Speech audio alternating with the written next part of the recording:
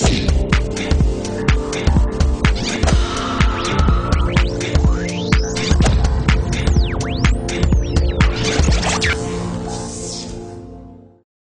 et messieurs, bonjour. Bienvenue sur votre émission des livres et des lettres. Aujourd'hui, on va parler un peu de la foi. On présente de plus en plus l'Afrique comme le continent de l'avenir de la foi, notamment de la foi chrétienne. C'est le coin sur la terre où on croit de plus en plus, justement. Est-ce que cette foi qui s'ancre de plus en plus reste un boulevard pour la chrétienté, notamment l'Église catholique? Est-il donc un boulevard? Et même si c'était un boulevard, n'y a-t-il pas des panneaux sans interdit ou des dos d'âne, peut-être? Comment est-ce qu'il faut procéder pour davantage ancrer la foi catholique en Afrique? C'est l'objet du livre dont on va débattre aujourd'hui. L'Afrique a-t-elle un avenir avec l'Église? C'est signé Père Rodrigue Bedjinou qui est sur notre plateau. Père Bedjinou, bonjour. Bonjour. Merci beaucoup d'avoir accepté notre invitation et surtout de nous accueillir chez vous pour cet entretien. Ma première question, l'Afrique est présentée, comme je le dis, aujourd'hui comme, je dois dire, le coin de la terre où la foi prospère, où l'Église prospère et a un avenir. Doit-on lier cela à un succès du travail de l'Église catholique ou à l'âme intrinsèque même? Vous savez, l'Afrique est incurablement religieuse. Nous avons une âme religieuse et puis vous savez, cette Afrique aujourd'hui est un peu comme le poumon pour une humanité en crise de foi et d'humanité. Mais dans le même temps, nous devons prendre garde que ce poumon ne soit affecté ou infecté par diverses pathologies comme le relativisme, le fondamentalisme. Et c'est dans cette dynamique que, comme vous le disiez, j'ai écrit ce livre. Et je dirais que, bon, il ne s'agit pas d'abord d'un succès de la foi. Je serais assez profane.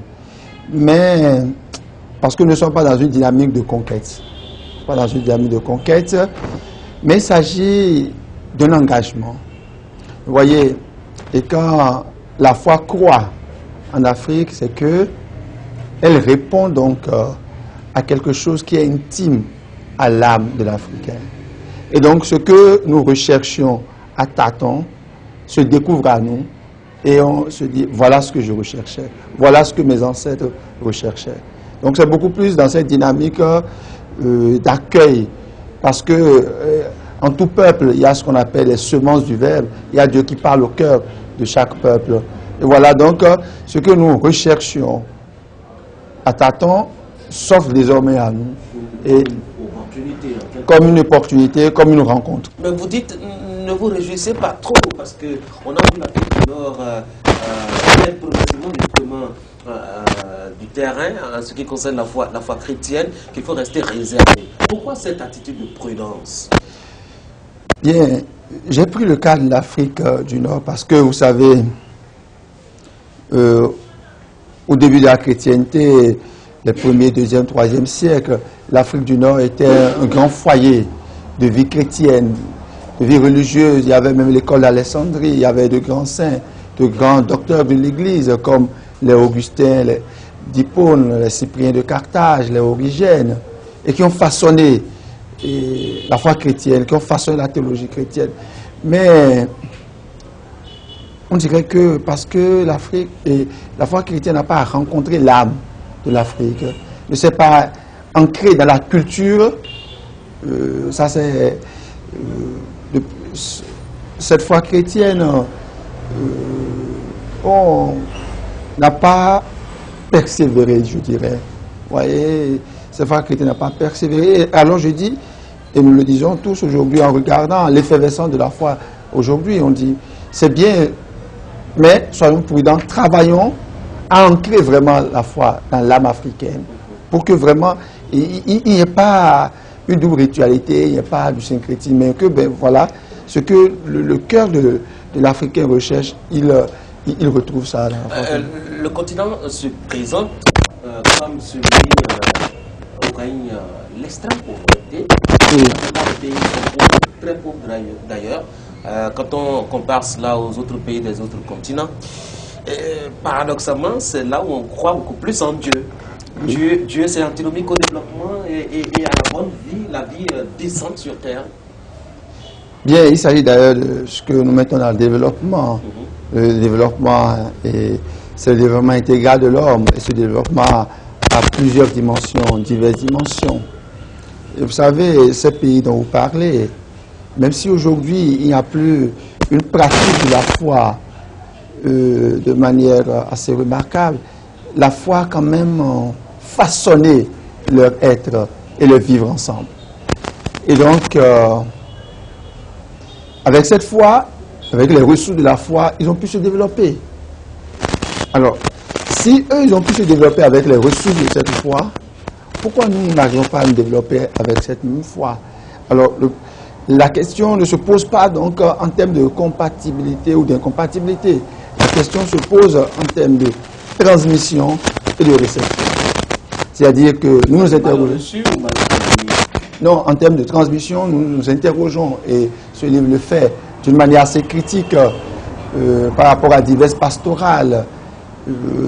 On s'interroge sur la manière dont nous transmettons cette foi aujourd'hui, et pour voir ce qu'il faut améliorer pour que cette foi réellement touche l'âme africaine.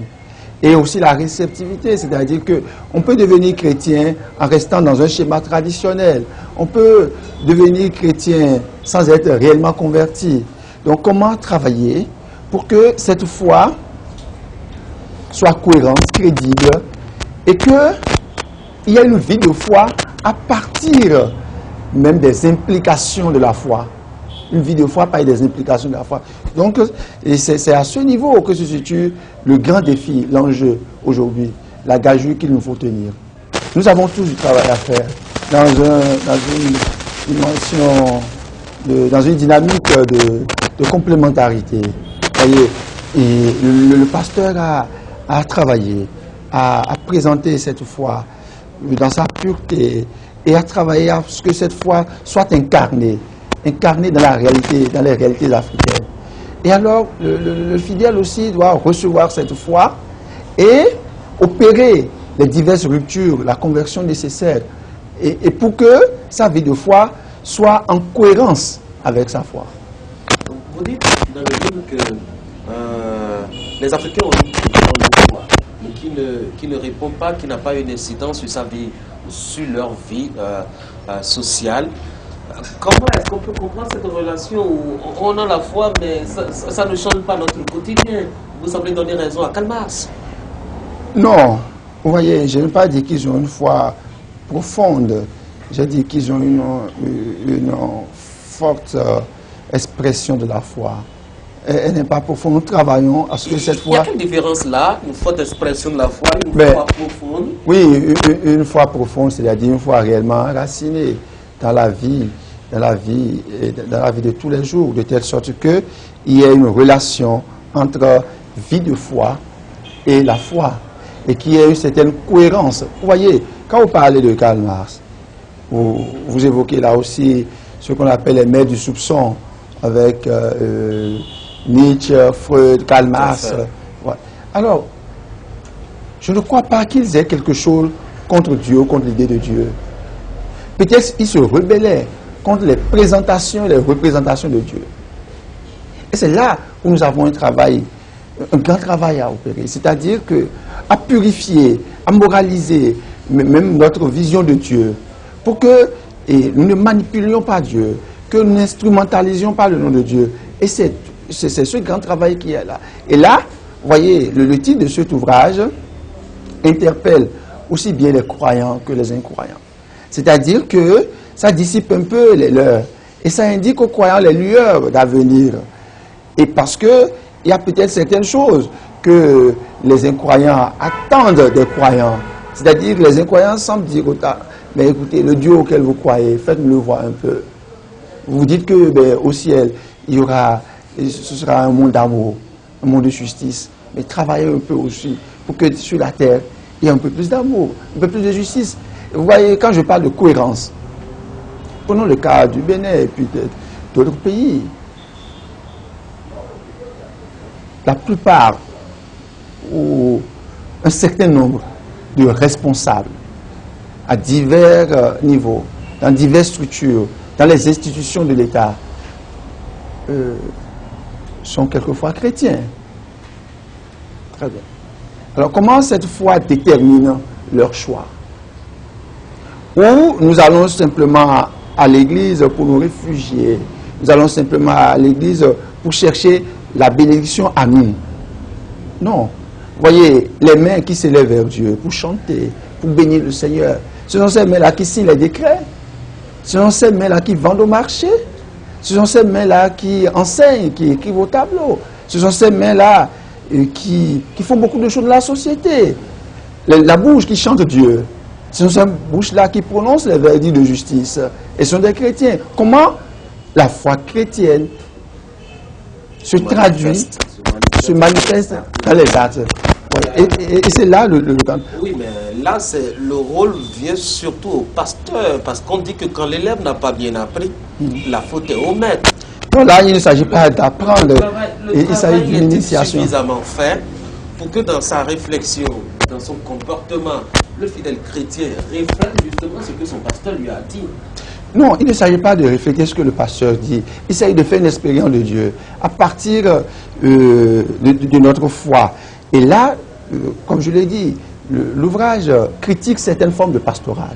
Vous voyez, nous avons fait une certaine forme de pastoral avec les moyens que nous avons et qui ont peut-être pu promouvoir un christianisme d'évasion. Le temps est venu pour un christianisme d'engagement. C'est-à-dire que... On est chrétien juste par... Oui, on est chrétien juste, c'est-à-dire, par tradition. On est chrétien juste pour soi. On n'a pas tellement intégré l'aspect communautaire de la vie chrétienne et l'aspect d'engagement, de témoignage. Vous voyez, le chrétien est un témoin. Et vous serez mes témoins.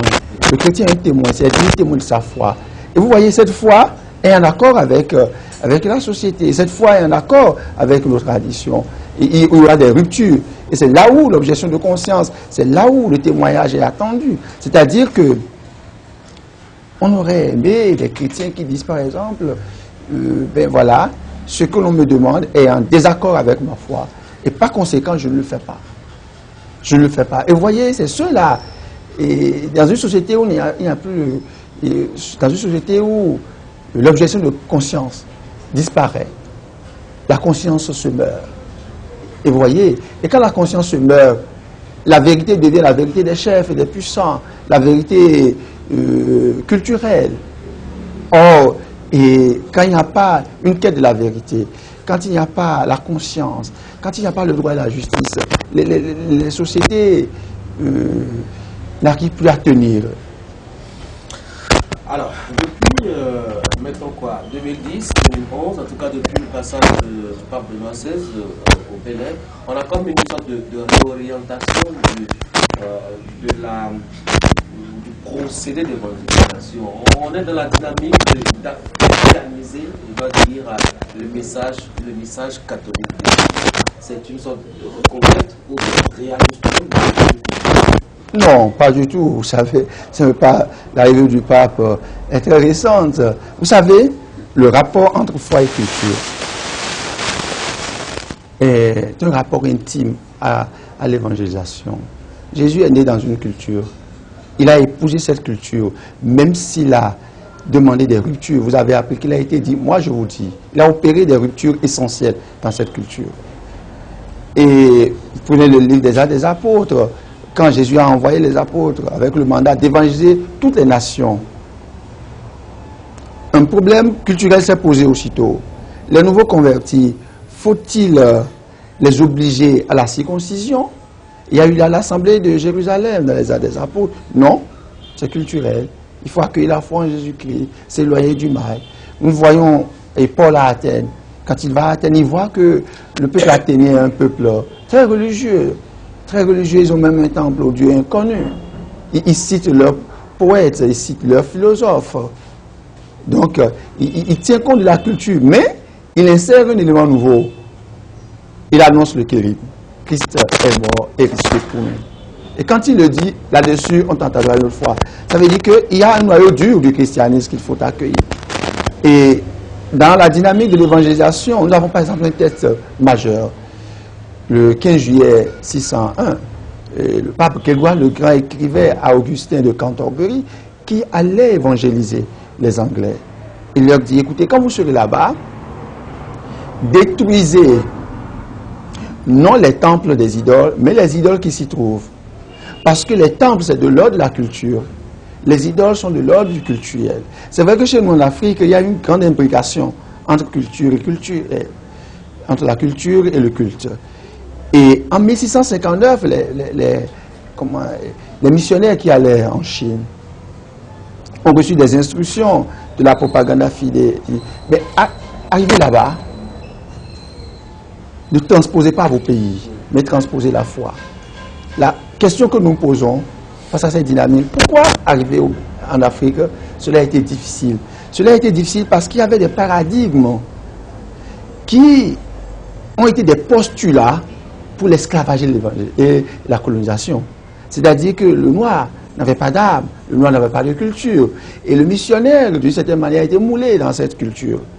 Ouais. Et alors, il y a eu la tentation arrivée ici, c'est-à-dire d'occidentaliser l'Africain. Voyez,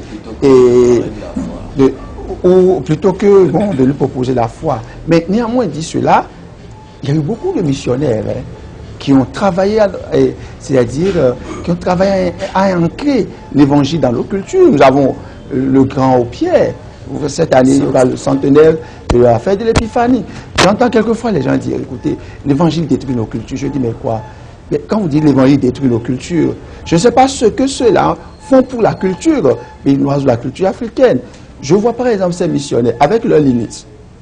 Quelquefois, ils ont jeté l'eau du bain avec le bébé, mais avec leurs limites. Je les vois. Ils ont fait des recherches sur l'expression religieuse de notre peuple. Ils ont appris nos langues. Ils ont écrit nos dictionnaires. Ils ont fait des recherches ethnographiques. Voyez, mais ils avaient leurs limites. Et donc, la relation entre Église et culture, évangélique culture, remonte au temps du Christ, au temps de l'évangélisation. Ce n'est pas à la venue du pape. Et vous voyez, un premier manifeste, c'est les prêtres noirs s'interrogent, un manifeste de la théologie africaine dans les années 1956, où les prêtres, il y avait parmi eux, il y avait Monseigneur Robert Sass, jeune prêtre d'alors, qui se sont interrogés, mais écoutez, il faut intégrer nos réalités africaines dans la foi. Des missionnaires l'ont fait, et ce processus continue aujourd'hui avec l'inculturation. Donc ce n'est pas quelque chose qui remonte à l'arrivée du pape. Comment vous expliquez-vous que la foi progresse pratiquement au même rythme que les maux qui frappent les différents pays africains, la famine, les violences, les instabilités politiques surtout, les guerres? C'est vrai qu'on en a de moins en moins, mais les violences civiles, ça ne manque pas. La violence de l'État même pour les citoyens, ça continue, etc. Oui, c'est un défi pour nous, pour notre évangile. Mais vous devez savoir que il n'y a pas que l'Église catholique, mais c'est un grand défi, l'incarnation de notre foi, c'est-à-dire la foi face aux défis historiques. Et je l'ai évoqué dans cet ouvrage, en disant simplement que le chrétien doit s'engager. S'engager, c'est-à-dire que je ne suis pas chrétien seulement à l'Église. Je suis chrétien dans la réalité existentielle. J'évoquais tout à l'heure en disant, mais écoutez, les mains avec lesquelles je loue le Seigneur, ce sont ces mains-là qui signent. Et là, il y a une évangélisation en profondeur. Ouais. Parce qu'il n'y a pas un lien entre la foi qui croit, entre l'Église qui progresse et les mots. Non. Il n'y a pas du tout de lien là-dessus, parce que j'ai montré tout à l'heure que c'est avec cette même foi que d'autres se sont développés. Ça veut dire que le problème est au niveau de la transmission et de la réception. Et c'est là où nous devons travailler. Nous devons travailler pour que cette foi s'incarne vraiment dans les réalités existentielles et pour que le chrétien soit chrétien à tous les niveaux de sa vie. pas seulement chrétiens à l'église. Vous voyez. Et là, l'église a un rôle politique. Un rôle politique à jouer. Un rôle politique, c'est-à-dire que travailler les consciences, former les consciences. Et vous voyez, et ça, c'est culturel. C'est-à-dire que ces pesanteurs ne sont pas liés à la foi, mais sont liés à nos cultures. Vous voyez, ces pesanteurs sont liés à nos cultures. Et prenons quelques exemples. Vous voyez, le goût effréné de l'argent. C'est pas la foi qui nous dit ça. Le goût effréné de l'argent. Nous avions dit à la conférence des forces vives, l'argent ne sera plus notre roi, il est devenu notre empereur. La question de la conscience. Nous avons dans nos cultures, ben, vous voyez, une sagesse qui dit les trois saints, ne rien voir, ne rien entendre, ne rien dire. Ouais, et quand c'est comme ça, il ne peut plus avoir l'objection de conscience. C'est-à-dire l'objection de conscience, la conscience, c'est le droit et la justice. Ouais, nous sommes dans une société où, ben, écoutez, le droit et la justice peuvent être, c'est-à-dire, selon le puissant, selon celui qui est... Vous savez, j'ai lu la fois dernière dans la parole de Dieu que le Seigneur dit, quand vous serez au tribunal, ne favorisez ni le pauvre ni le riche. Jugez avec justice. Ne favorisez ni le pauvre ni le riche. Parce que la justice et le droit sont des attributs de Dieu. Sont des attributs de Dieu. Voyez. Donc nous avons à travailler pour que le chrétien soit chrétien à tous les lieux et à tous les milieux dans lesquels il vit. Alors, venons-en maintenant à la question fondamentale que pose votre livre. Oui. Est-ce que l'Afrique a un avenir avec l'Église? Autrement, oui. Peut-on croire que plus la foi chrétienne progresse, plus le catholicisme progresse, plus on a une chance en Afrique vraiment d'atteindre le niveau des autres? Bien, le niveau de développement est relatif. J'ai parlé tout à l'heure d'un développement intégral de l'homme. Et j'ai fait une différence dans ce livre entre la vitalité de l'Église et la vitalité de la foi. Et souhaitant vraiment que nous passions à une vitalité de notre foi. Et le développement normal, c'est un développement au service de l'homme. Pas du tout l'homme au service du développement. Vous voyez. Et aujourd'hui, nous avons l'économie qui veut soumettre l'homme. Et non, c'est l'homme au service du développement, le développement intégral. Et cet homme-là, il est la route de l'Église. C'est-à-dire que Dieu, pour sauver les hommes, est devenu homme. Et ça, c'est un paradigme essentiel de notre foi chrétienne. C'est l'une des spécificités majeures de la foi chrétienne, l'incarnation. Dieu s'est incarné. Alors, donc, si l'homme est la roue de l'Église et que Dieu s'est incarné, il est devenu homme, il a assumé notre humanité, ça veut dire que cette Église a les ressources pour le bien de l'homme. Et si le développement est, comment appelle-t-on, au service de l'homme, ça veut dire qu'accueillant cette foi et vivant cette foi, nous avons la chance, c'est-à-dire d'être épanouis, la chance de notre épanouissement. Et vous voyez,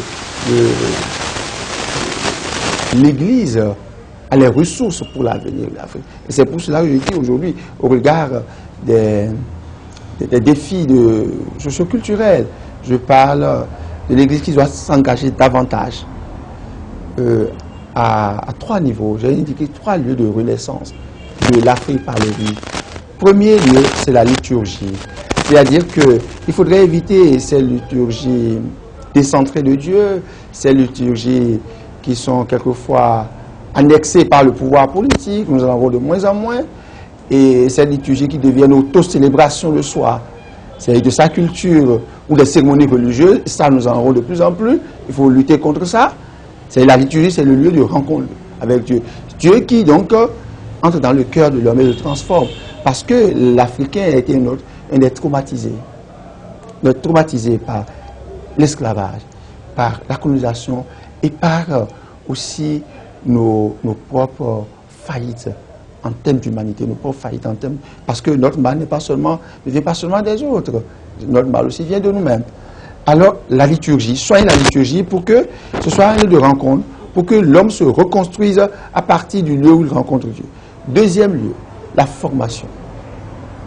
Et j'ai raconté là, dans une légende, un juif pieux qui a demandé au Seigneur dans les années 470, à la chute de Jérusalem, mais Dieu, qu'est-ce que tu faisais de si urgent, de si important, que tu n'aies pu protéger ton temple, le lieu de ta présence parmi les hommes? Et qu'est-ce qu'il a répondu? Dieu aurait répondu, j'enseigne la grammaire aux petits-enfants. J'enseigne la grammaire aux petits-enfants. Alors, l'enseignement, l'éducation, la formation, comme culture de la foi, est capitale. Et vous voyez aujourd'hui, vous voyez toutes les instances que nous avons, comme l'Église, où nous pouvons parler directement au cœur de l'homme. Nos écoles, le catéchèse, le cyclisme, si nous élaborons vraiment une ratio formationniste, c'est-à-dire que un programme en lien avec nos pesanteurs, avec nos défis, pour changer la mentalité, et que nous travaillons à cela, mais quelque chose va changer. Le troisième élément. Oui. Le troisième élément, c'est l'engagement dans les défis historiques. C'est-à-dire que la foi ne doit pas être, c'est pas une question d'évasion. Dieu s'est incarné. Le chrétien doit aussi s'incarner dans la réalité existentielle. Et là, j'ai évoqué dans le livre, par rapport aux deux pesanteurs ou trois majeurs, et l'esclavage, la colonisation, le néocolonial et le mépris, quelles ont été les responsabilités directes ou indirectes de l'Église? Et pourquoi l'Église aujourd'hui devrait s'engager dans l'histoire?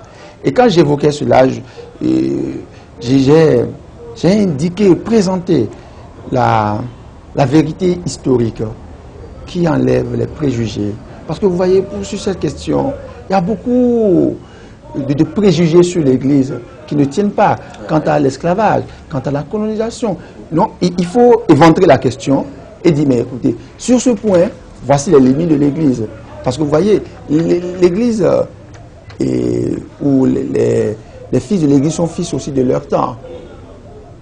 Voilà trois lieux de renaissance de l'Afrique par l'Église. Et je crois que si nous nous engageons, c'est le grand défi aujourd'hui pour l'Église, pour les pasteurs, pour les chrétiens. Parce que vous voyez, l'Église n'est pas seulement l'assemblée des prêtres et des évêques, non. L'Église, c'est le peuple de Dieu. Et on dit souvent aux fidèles laïcs, aux croyants, qu'ils sont ceux qui doivent transformer le social. Parce que, vous voyez, moi, à l'église, quand j'aurai prêché, j'aurai élaboré les choses, mais qui doit être témoin au marché, qui doit être témoin à la banque, qui doit être témoin au tribunal, qui doit être témoin dans la salle du conseil des ministres? C'est le chrétien qui est là. C'est lui. Donc, c'est lui qui sanctifie le temporel. Ouais. Donc, il faut que nous leur offrions, nous leur donnions les outils, les instruments nécessaires. Et sur ce point, je pense que nous n'avons pas assez travaillé dans ce sens. Vous préconisez aussi l'accompagnement des personnalités politiques. Oui. Vous l'avez déclaré tout à l'heure, je me demandais, est-ce que c'est le retour peut-être officieux de l'Église au sein, au cœur du pouvoir? Non, vous savez, il y a une différence entre la politique et le politique. Et tout homme est un être politique. Et tous les actes que nous posons sont des actes politiques. Et non, ce n'est pas un retour, pas du tout. On n'a aucune envie. Parce que la séparation de l'État et de Ça n'a l'Église, pas fait beaucoup de bien à l'Église. Hein? C'est un bien. Ah oui? C'est une chance. C'est une opportunité. On ne doit plus jamais retourner là. Pas du tout. Mais cela ne veut pas dire indifférence. Séparation ne veut pas dire indifférence. Puisque, vous voyez, comme je le disais tout à l'heure, le chrétien est un citoyen. Et quelquefois, quand les évêques parlent, quand les prêtres parlent, on dit, mais pourquoi ils parlent? Mais vous allez nous nier le droit d'être citoyens? Nous sommes les citoyens de ce pays. Pourquoi certains citoyens peuvent parler et d'autres ne peuvent pas parler? Vous voyez, donc, il y a le politique et la politique. Et je parle de l'accompagnement des politiques. Et j'ai indiqué tout à l'heure quelques axes fondamentaux. Vous voyez, le sens de la vérité, la formation de la conscience, le sens du droit et de la justice. Vous voyez, ce sont des points majeurs. Et ce n'est pas seulement les politiciens, nos intellectuels, la splendeur de la vérité. Vous savez, quelqu'un a dit dans ce pays que nos intellectuels, nous sommes des intellectuels carrés. C'est-à-dire que les intellectuels, quelquefois, ils démentent le jour ce qu'ils avaient soutenu fortement la veille, selon leurs intérêts. Je dis souvent, mais peut-être parce que nous utilisons tellement de voitures d'occasion, nous avons commencé à avoir une intelligence d'occasion, c'est-à-dire une intelligence qui change selon les événements. Et donc, les hommes de droit, les acteurs du droit, c'est capital. Nous devons les former, nous devons les accompagner. Quand on dit les former, c'est les accompagner. Les accompagner pour qu'ils soient des témoins, qu'ils manifestent dans la droiture et la justesse, et qu'ils manifestent ces attributs majeurs de Dieu. Voyez. Et quand je parle de ça, mais je parle de tout le peuple. Vous savez, au sommet de la cité, de la société et de l'État, c'est peut-être le grand format de ce qui se vit en petit format dans les marchés. C'est voyez, communiquer aujourd'hui, quand je parle de la conscience, je parle aussi de ce que j'appelle, et ce que certains appellent l'éthique de la honte. Il y a aujourd'hui, et certains n'ont plus l'éthique de la honte. Il y a plus, comment appelle-t-on, l'honneur de la parole donnée. Et ça devient une parole changeante. Une parole en mutation. Sur les intérêts, c'est pas. Et cela, c'est pas seulement au sommet, c'est à la base. Aller au marché, négocier quelque chose avec un vendeur ou une vendeuse. Vous lui tournez le dos, elle change les choses. C'est la même chose au sommet. C'est-à-dire que le sommet, quelquefois, à l'image de la base, le reflet. Donc, pour changer le sommet, il faut travailler à la base. Ou bien il faut commencer par changer le sommet pour que la base suive. Non.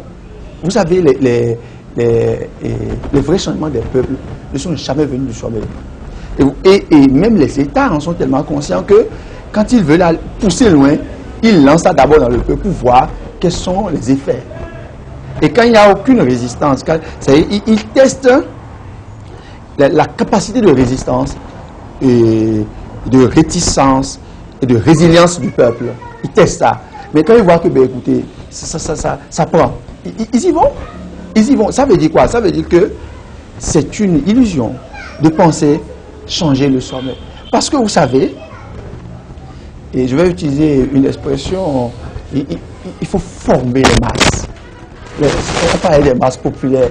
Moi, je ne suis pas communiste, mais s'il y a du bien dans leurs expressions, on peut l'utiliser. Les masses populaires. Vous voyez, il faut une formation de base et de la masse. Et quand nous formons la base de la masse, l'euro suit. Regardez Rosa Parks. Ce n'est pas le sommet qui a changé. C'est son acte déterminé. Je ne sortirai pas du budget payé comme le blanc. Je ne sortirai pas. Nous avons payé la même chose. Il n'y a pas la place du blanc. Elle a été déterminée. Elle a dit, on ne peut plus continuer ça. C'est sa détermination. Mais l'engagement, c'est quoi? L'engagement, c'est un acte gratuit. On ne s'engage pas parce qu'on espère qu'il y aura quelque chose. On s'engage parce que on est en quête de la vérité. On s'engage parce qu'il y a la conscience.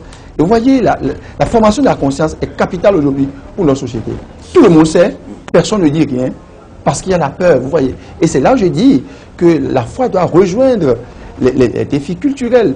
Nous sommes dans un peuple de peur. On a peur de tout, de l'oiseau, on a peur de l'arbre, on a peur de l'ennemi, on a peur de son frère, on a peur. Donc, c'est une peur transversale, premier élément. Il y a le goût de l'occulte, ou je dis le culte de l'occulte, le goût de l'ésotérisme. Vous voyez, tout est camouflé, et dans nos familles, dans nos sociétés, et ce que tout le monde sait, personne ne dit, parce qu'il y a le magico-sorcier. On a peur, c'est-à-dire d'être... Il faut que la foi chrétienne aille jusque-là, pour faire ressortir les valeurs. Il y a tellement de valeurs dans nos cultures, comme il y a aussi des contre-valeurs dans la société moderne. Père Rodrigue Bedjinou, merci beaucoup. Merci. Vous passé très vite. Vos démonstrations étaient très absorbantes. Merci beaucoup. Merci à vous, merci pour ce temps. Mesdames et messieurs, c'est la fin de cette vidéo. Merci d'avoir été là. Vous passez un excellent week-end.